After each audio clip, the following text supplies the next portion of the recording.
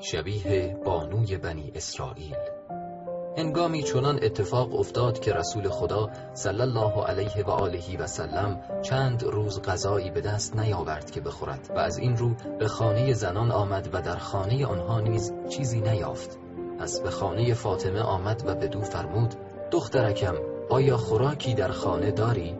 عرض کرد: نه، به خدا سوگند، قربانت کردم. رسول خدا صلی الله علیه و آله و سلم که این سخن را از دخترش شنید بیرون رفت و پس از رفتن آن حضرت یکی از همسایگان 2 قرص نان و مقداری گوشت برای فاطمه فرستاد.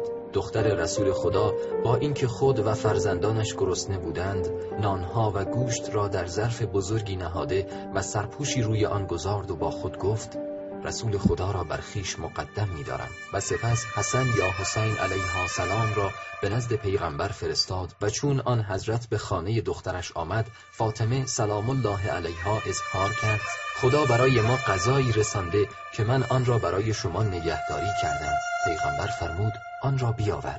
و چون فاطمه سلام الله علیها آن ظرف را حاضر کرد و سرپوش از روی آن برداشت، دیدند پر از نان و گوشت است. فاطمه که چنان دید مبهوت شد و دانست که زیاد شدن غذا کرامتی است از جانب خدای تعالی و بدین جهت حمد خدای را به جای آورد. رسول خدا صلی الله علیه و آله و سلم که چنان دید فرمود: دخترکم، این غذا را از کجا آوردی؟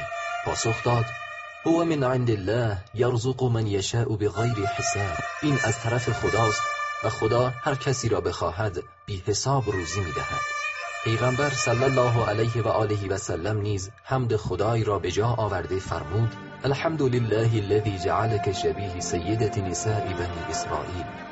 سپاس خدایی را که تو را شبیه بانوی بنی اسرائیل مریم قرار داد، که هرگاه خدا روزی او را میفرستاد و از او میپرسیدند این غذا را از کجا آوردی، همین پاسخ را میداد. آنگاه رسول خدا به دنبال علی علیه السلام فرستاد و چون آن حضرت حاضر شد، حسن و حسین علیهم السلام نیز پیش آمدند و از آن غذا خوردند و به زنان دیگر پیغمبر نیز دادند و همچنان به همه همسایگان غذا دادند و خدای تعالی خیر و برکت زیادی در آن غذا قرار داد، در صورتی که اصل آن غذا همان 2 قرص نان و مقدار گوشت بود و بقیه برکتی بوده که خدای تعالی در آن قرار داده بود.